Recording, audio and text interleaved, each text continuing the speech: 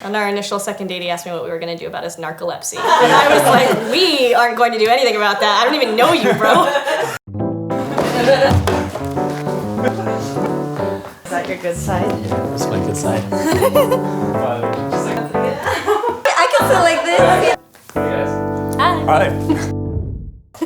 Hi, I'm Jessie. And I'm Parker. My name is Ronnie. I'm Steve. I'm Sarah. We've been together for 2 years and we are engaged. So I am engaged to Akshay, who could not be here today. And we are dating. What's the hardest part about being in a relationship? I think For me, what I've kind of realized in being in a relationship is like understanding that you're not the only person. having to think about the other person. It sounds like really negative, but I think the hardest part about being in, at least Akshay and I's relationship, is that we started off long distance. With that comes challenges, right? We have to be a lot more intentional about how we communicate. When you're single, right? You deal with yourself. But when you're with another person, that's a whole other individual that you are now sharing your life with. For me, the hardest thing about being in a relationship is I feel like it kind of highlights all your faults. It's hard enough to have things about yourself that you don't like. Every time I come up against just feeling like I'm not being my best self, I know how much it affects Parker, and that sucks way more. If you're unhappy about things when you're single, I found that I'm still unhappy about those things. So if you think that it's a silver bullet, relationships aren't. One thing I've heard a lot of my single friends say is that when they're in a relationship, they won't feel lonely anymore. You know, that's not really the case. I think my single friends think that now I'm really happy. You know, I figured it out, like I found the person, and that's true. But I had to go through the whole process just like they did. I mean, yes, you have another support system and it's great, but there's times when, you know, you still feel that, and that's just a natural part of who you are. I had to be vulnerable. I had to get hurt. I had to get heartbroken really bad. I've been through kind of a journey finding my way here. I used to be married. I got divorced. I went through this whole weird single time where I was weird. And yeah, I mean, it's like we all have to go through it. It sucks. There's no fast track way. You have to go through the journey. The relationship doesn't solve all your problems. Hey. What is the biggest thing you've had to sacrifice for your relationship? Ooh, when you're spending time and energy in growing a relationship, that also means there's this opportunity cost of growing other relationships, like deeper friendships, deeper family relationships. I think living by myself, I kind of miss it. And we've talked about like not living together anymore, and a lot of people are like, oh my gosh, are you gonna break up? I'm like, no, we're just trying different things. Yeah, I'd agree with that. You know, it's not I don't want you there, or it's not that she doesn't want me there. Being able to understand and work with that is important. So that's a sacrifice, I think. Did you have any rock bottom moments in your relationship where you thought, like, wow, this might be over? Yeah. Pretty early on, right? We went on 2 dates originally, and then I told him I wasn't interested in dating him anymore. I said we could be friends, and he told me he had enough friends. That he literally was interested in me in a romantic way, and so he was not interested. So we didn't talk for like 4 months after that. Not advice I would give to any single person out there. He used to be like a really scary person.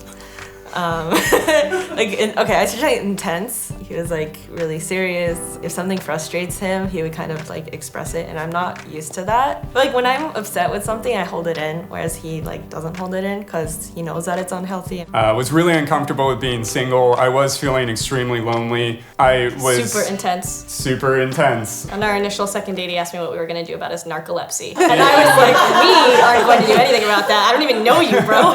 This is date number 2 in a club. We weren't quite ready for that. There was a moment, I think it was third date, pretty early. He straight up called me out, said, hey, like, you need to be a better communicator. Eventually, very quickly, I recognized it as a growth opportunity of like, he's really nice, and I want to learn, I want to be able to be okay with that. So we learned, we actually broke off the relationship, or rather she did, and when it came down to it, we miss each other when we were single, and I think that was a really big indicator that something was there and that it might be right for us. So that was definitely a learning opportunity for me. Definitely a key moment in our relationship we're grateful for. How has being in a relationship grown you as a person? Oh my gosh, a lot. Parker is the best communicator that I know. I had kind of gotten pretty passive aggressive with the way I would communicate, and Parker just calls me out on that shit. He's like, no, that's not cool. You can't do that. You have to just actually communicate what you're feeling. And as Sarah's mentioned, I used to be a very, very passionate and intense person. And throughout, lots of conversations and lots of real talk, I've been able to kind of mellow out and kind of be more mindful of the type of effect that I have on other individuals, especially with Sarah. Understand hey, my energy might affect somebody else. When Jessie doesn't communicate with me in a way that is natural, I give her the benefit of the doubt more often, and I say, okay, look, she's got something in there that she might not be letting out, but I should be listening better. I should be trying to show her the patience she needs to work that out. I think one thing that I really emphasize in our relationship is being able to be who we are 100%. I think when you're in your most natural state and both are accepting of each other is when you can really do this long term. It's about us trying to move each other forward.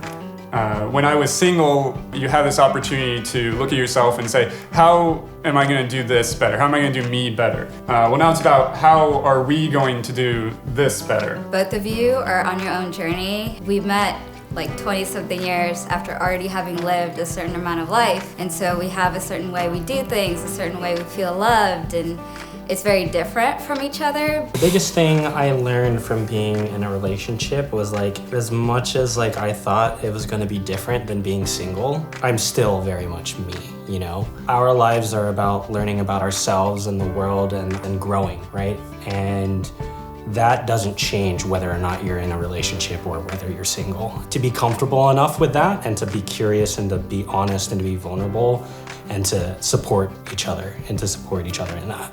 Yeah, my mom would always say that being happy in a relationship doesn't mean that you're looking at each other, but you're looking together in the same direction. I feel very much like that. Is there anything you want to say to Akshay since he's not here? I would just say this has been definitely the best relationship ever, and mostly just because we do have this open and honest relationship. We just are gonna have a lot of fun. get in here.